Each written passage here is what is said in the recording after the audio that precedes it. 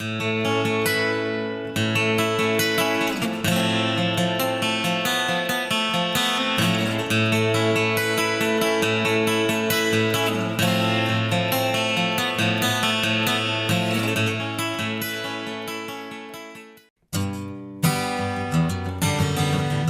Great Artesian Basin sits under 22% of the landmass of Australia. It underlies nearly the entirety of the Lake Eyre Basin. Some of the bigger challenges is managing that increased demand for the region and its resources. These two little animals here, their species exists at Strangway Springs and nowhere else in the world. I'm Travis Gotch, currently a Senior Water Projects Officer, and I specialise in Mount Springs of the Great Artesian Basin. I've been working on Mount Spring research, conservation management. That's taken me to pretty much every spring in the Great Artesian Basin in South Australia. There's just over 5,000 spring vents in total.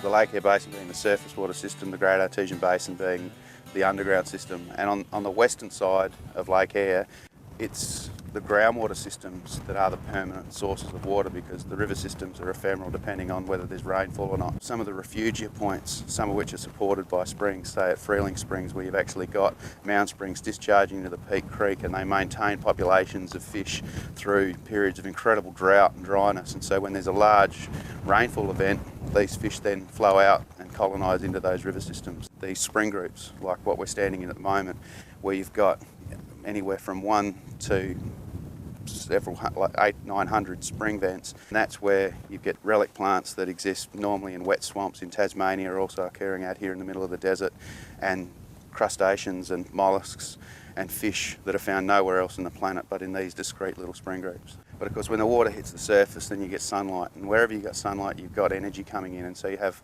phytoplankton grow and small cyanobacteria and things like that grow on the springs. And then these are obviously in turn eaten by crustaceans and molluscs, which are then eaten in turn by fish, which are eaten in turn by birds and visiting birds and larger terrestrial mammals that come in. Right, so these are the isopods. Recent work has actually shown that they're actually quite different. The likelihood is that every spring sort of complex level area has its own unique species of isopod. When it's -5 in the middle of winter, in the middle of the night, and she's really dropped down, it's still about 25 degrees in this pool. The desert goby, you can imagine a bullfrog-headed flathead type of fish. So they live flat on the bottom, have one dominant male who will control a patch of female fish in his area. You know, once every 10-20 years there'll be large rainfall events, and they'll team out and they'll breed up in large numbers. The hardy-headed Dalhousie tolerates water that exceeds 42 degrees Celsius, and so they've got this massive thermal tolerance.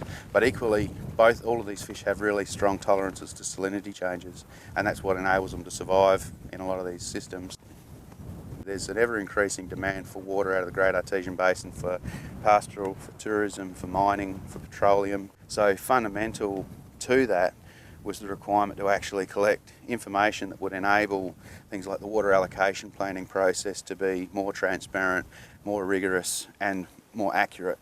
Equally, there was a requirement for us to understand some of the interactions between changes in groundwater pressure and its ultimate effect on flow, and what that meant to things like the community of endangered organisms that live within the springs. The National Water Commission funded a large project in partnership with the South Australian Government, the Sal NRM Board, CSIRO, Adelaide University and Flinders University, as well as the Northern Territory Government and a number of universities and institutions from around the world, to try and get basic information that we were lacking. The outcomes of that research are we've developed a much greater understanding of the hydrogeology of the western margin of the Great Artesian Basin. We've developed tools that enable us to actually monitor changes in flow using remote sensing to actually track the fluctuation and variation of the wetland in response to flow. We've got a much greater understanding of the fauna and the flora, and particularly the response of flora to changes in water quality and water conditions. There's a mindset around the Lake Eyre Basin, and there's a mindset around the Great Artesian Basin, and they're often kept separated.